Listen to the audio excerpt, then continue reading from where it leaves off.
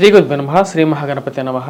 July 12 నుంచి August 25 తారీఖు వరకు చంద్రమాన్ని అనుసరించి గోచార రీత్యా గురువు కుజుడు యొక్క కలయిక అనేది జరగబోతుంది అన్నమాట. వృషభంలో గురువు కుజుడు యొక్క సంయోగం జరగబోతుంది. అంటే రెండు గ్రహాల యొక్క కలయిక రాబోయే 45 రోజులు, అంటే జూలై నుంచి 12వ తారీఖు నుంచి 45 రోజుల పాటు ఈ యొక్క కలయిక అనేది ఉంటుంది. ఇది ఎటువంటి ఫలితాన్ని ఇస్తుంది అనేది చూద్దాం.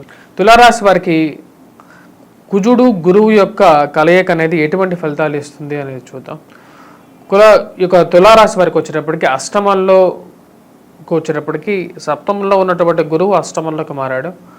కుజుడు జూలై 12వ తారీఖు వరకు సప్తమంలో ఉన్నాడు, ఇప్పుడు అష్టమంలోకి మారుతున్నాడు. ఇది ఒక రకంగా ప్రతికూలమైనటువంటి ఫలితాలుగానే చెప్పచ్చు తులారాశి వారికి. తులారాశి వారికి వచ్చేటప్పటికి రాహుకేతువుల బలం అనేది బాగా కలిసి వస్తుంది. ఇది రాజకీయ పరంగా కూడా, మరి అదేవిధంగా వృత్తిరీత్యా ఉద్యోగం చేస్తున్నటువంటి వారికి కూడా అక్కడ ఉన్నటువంటి చిన్న చిన్న రాజకీయాల్లో కూడా మాటల్లో కానీ ఎదగడానికి మీరు చేసేటువంటి ప్రయత్నాల్లో కానీ ఒక బలాన్ని ఇవ్వగలుగుతుంది. కానీ ఎప్పుడైతే గురువు అష్టమంలోకి వెళ్ళాడో తులారాశి వారికి కొంచెం ప్రతికూలంగా ఉంటుంది. 45 రోజుల పాటు కొంచెం ప్రతికూలంగా ఉంటుంది.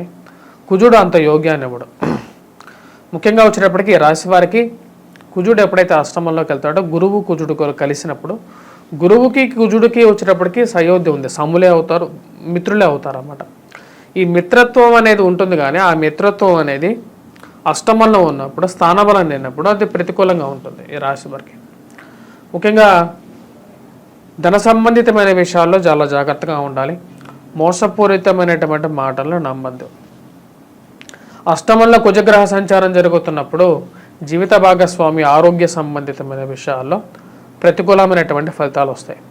ఆగస్టు నెలలో మనం చూసినట్లయితే ఆగస్టు నెలలో 15వ తారీఖు తర్వాత వచ్చేటప్పటికి భాగ్యస్థానంలో ఉన్నటువంటి రవి రాజ్యస్థానంలోకి రాబోతున్నాడు అన్నమాట.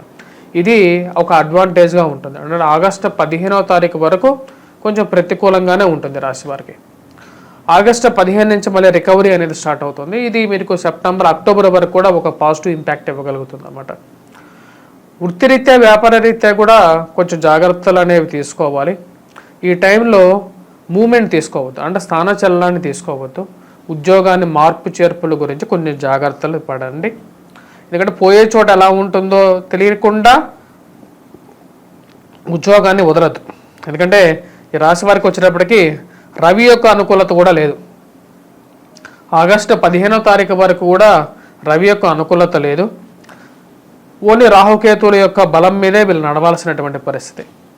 శుక్రుడు వచ్చేటప్పటికి జూలై 6వ తారీఖున వచ్చేటప్పటికి భాగ్యస్థానంలోకి, అంటే భాగ్యస్థానంలో ఉన్నటువంటి శుక్రుడు రాజ్యస్థానంలోకి వచ్చాడు.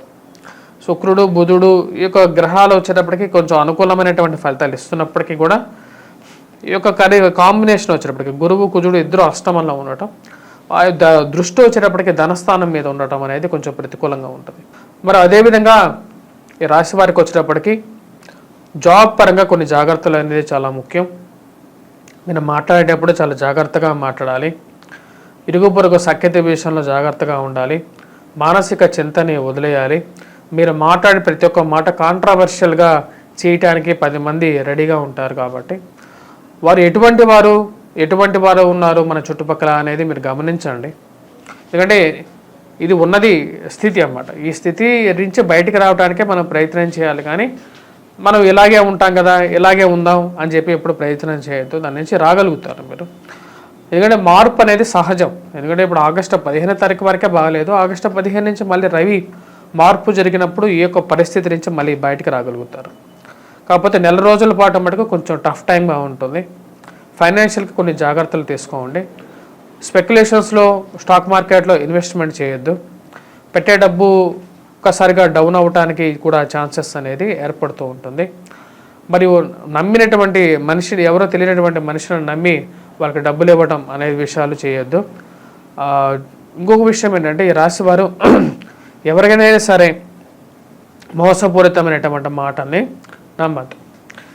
కుజుడి యొక్క త్రిపాద దృష్టి కూడా మనం ఒకటి చూసినట్లయితే రవి భాగ్యస్థానంలో ఉన్నప్పుడు తన యొక్క ఫలితాన్ని ఇవ్వడం అని చెప్పి శాస్త్రం చెప్తుంది అన్నమాట. మరి అదేవిధంగా అష్టమంలో ఉన్నటువంటి కుజుడు తన యొక్క దృష్టి చూసినప్పుడు వ్యయ స్థానాన్ని చూస్తాడు. వ్యయ స్థానంలో ఒక దృష్టి, దాని తర్వాత తన యొక్క దృష్టి వచ్చినప్పటికీ అష్టమాన్ని చూస్తాడు. ఈ రెండు ప్రతికూలంగా ఉండే విధంగా ఉందన్నమాట. జన్మరాశిలోకి తన యొక్క దృష్టి పడినప్పుడు ఏమవుతుందంటే కోపం అనేది ఎక్కువగా ఉంటుంది, చిరువిరులు ఆడడం, ఎదుటివారితో వైవాహిక జీవితంలో కూడా కొంచెం ప్రశాంతత అనేది తక్కువగా ఉంటుంది. ఈ యొక్క విషయాలను ఒకటికి 2 సార్లు మనం గమనించండి. గమనించిన తర్వాత దాన్ని ఎలా ముందుకు తీసుకెళ్ళాలి అనే విషయాన్ని తీసుకెళ్ళాలి. మరియు అదేవిధంగా ఈ ప్రభావం అనేది విద్యార్థుల మీద, అదేవిధంగా ఉద్యోగస్తుల మీద కూడా ఎలా ఉండబోతుంది నేను చూద్దాం.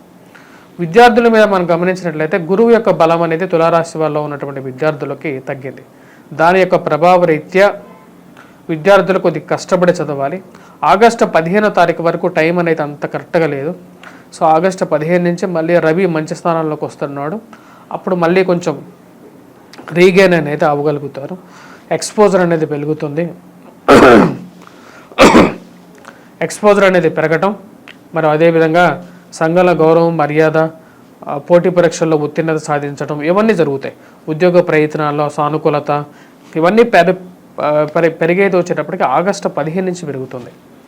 ఆగస్టు 15వ తారీఖు వరకు వచ్చేటప్పటికి కొంచెం ప్రతికూలంగా ఉండే విధంగా ఉందన్నమాట.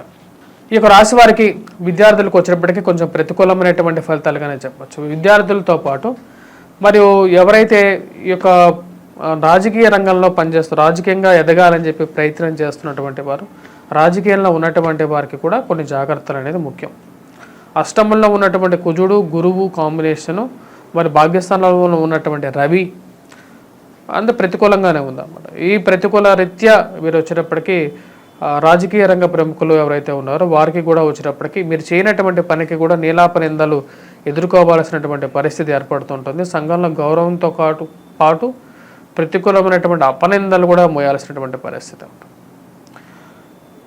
ఈ రాశి వారు చేసుకోవాల్సినటువంటి పరిహారాలు, ఎటువంటి పరిహారాలు చేసుకోవాలి అనేది చూద్దాం.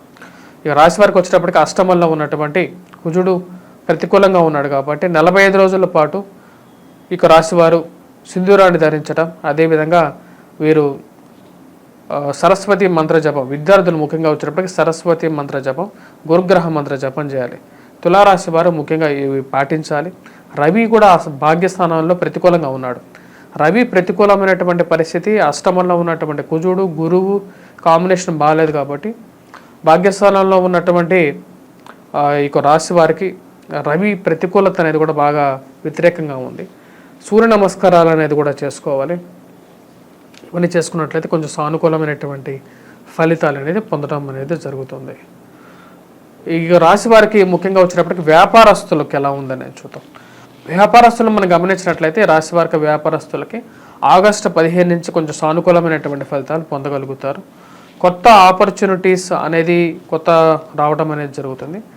ఇవి అక్టోబర్ వరకు సానుకూలంగా పొందడం అనేది జరుగుతుంది. అంటే రాబోతున్నటువంటి ఆగస్టు 15 నుంచి సెప్టెంబర్ 15, అక్టోబర్ 15 వరకు కూడా వ్యాపారస్తులకి సానుకూలమైనటువంటి ఫలితాలు పొందడం అనేది జరుగుతుంది. మరియు అదేవిధంగా ఈ రాశిలో ఉన్నటువంటి వారికి అక్టోబర్లో ఎక్కువగా సానుకూలమైనటువంటి ఫలితాలు పొందడం అనేది జరుగుతుంది అన్నమాట. రాశి వారు చేసుకోవాల్సినటువంటి పరిహారాలు చేసుకోండి. స్వస్తి.